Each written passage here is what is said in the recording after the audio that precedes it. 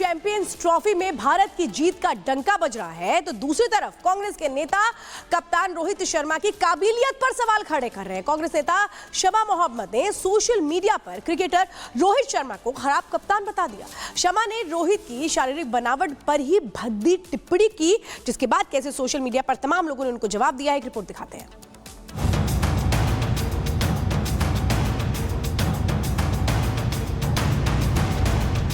Hitman की hit पारी क्या कांग्रेस नेताओं को भारी पड़ रही है, या देश के गौरव का अपमान कांग्रेस नेताओं ने अपना अभिमान बना लिया है, जो आए दिन विवादित बयान देकर अपनी मानसिकता का परिचय करा देते हैं।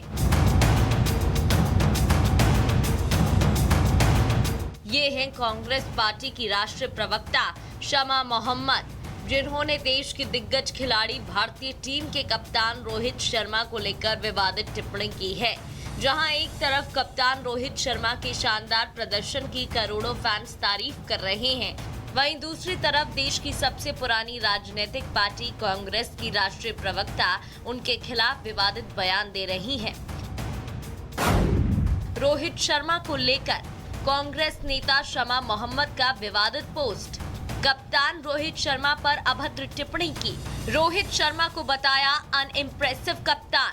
कप्तान के शरीर को लेकर गलत टिप्पणी करती नजर आई, जिसके बाद से उनके फैंस और राजनीतिक दलों के नेता नाराज हैं।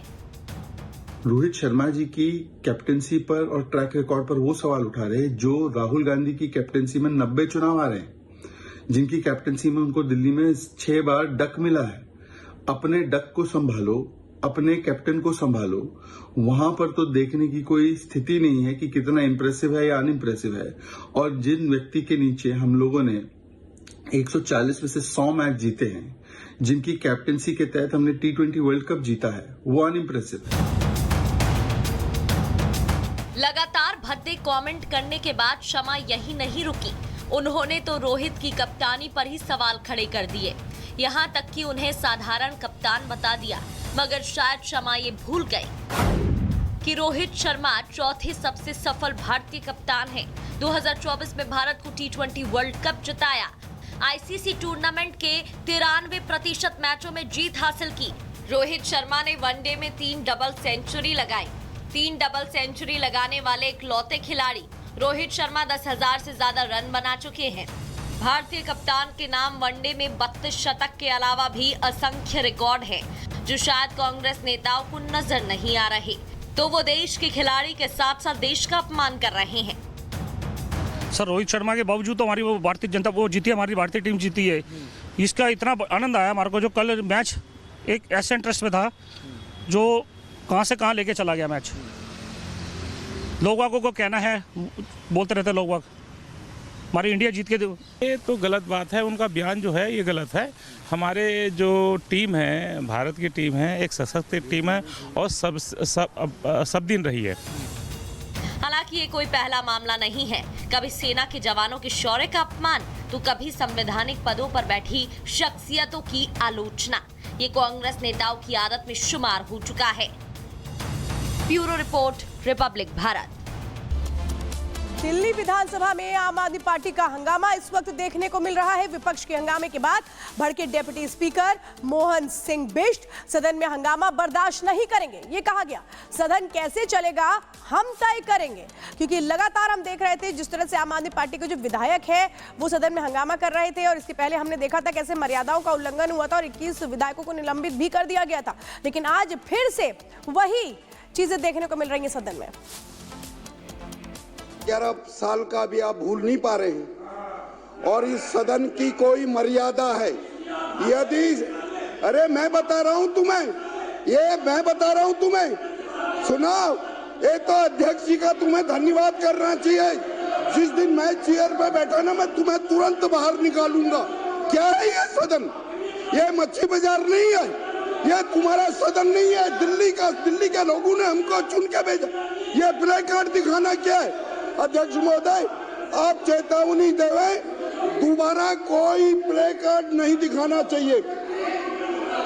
ये बहुत गलत तरीका है। क्या है ये?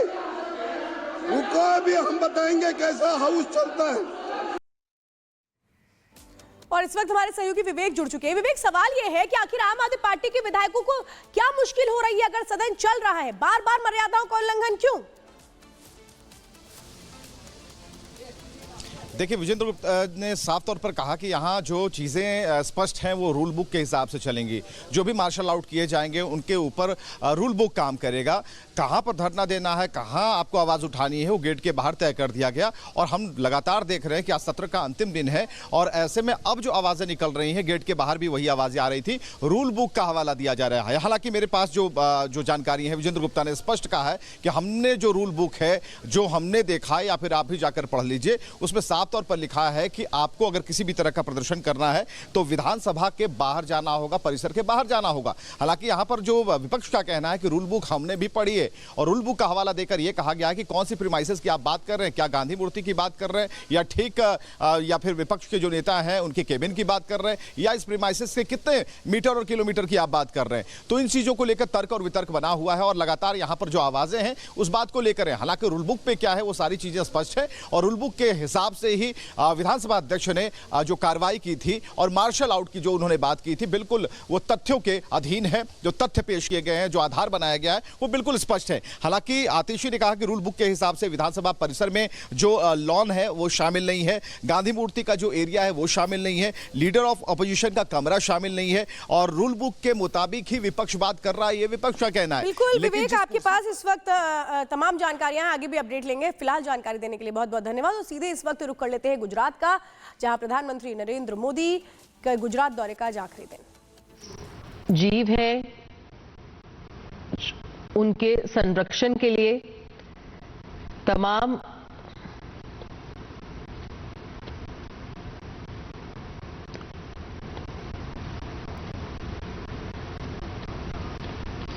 तो बात करते हैं अपने जो जीव है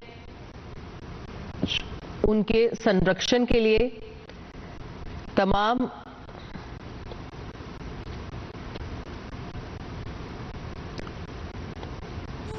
ट्रैकर्स से इस वक्त प्रधानमंत्री नरेंद्र मोदी संवाद कर रहे हैं, उनका अनुभव जान रहे हैं कि किस तरह से वन्य जीव संरक्षण के तहत वो लोग तमाम कोशिशों को रंग ला रहे हैं और उनकी वो जो एक बड़ी भूमिका है वो प्रधानमंत्री इस संवाद के जरिए समझ रहे हैं। और एक बहुत बड़ा संदेश है कि कैसे हर किसी को उत्साहित रखना है, उसका मनोबल बढ़ाना है, क्योंकि जब प्रधानमंत्री इनसे संवाद करते हैं तो इनके सपने पूरे होते हैं। जब देश के प्रधान सेवक से ये लोग बातें करते हैं तो प्रधानमंत्री नरेंद्र मोदी भी लगातार संदेश देने की कोशिश करते हैं कि वो कैसे संवाद के जरिए मनोबल बढ़ाते हैं। और इसी के साथ जो एक बहुत बड़ी भूमिका वो लोग निभा रहे हैं जो वन्य जीव संरक्षण के तहत जीवों को संरक्षित रख रहे हैं, उनसे बातचीत करके उनके अनुभवों को समझा जा रहा है, जो हम लगातार आपको तस्वीरें दिखा रहे हैं। तीसरा दिन है आज प्रधानमंत्री नरेंद्र मोदी के गुजरात दौरे का और इस दौरे के दौरान वो तस्वीरें भी हमने देखी जिसमें प्रधानमंत्री खुद कैसे जंगल सफारी के दौरान उन चीज़ों को करीब से समझ रहे थे कि जो जंगली जीव हैं, या एक तरह से कहें कि वो जीव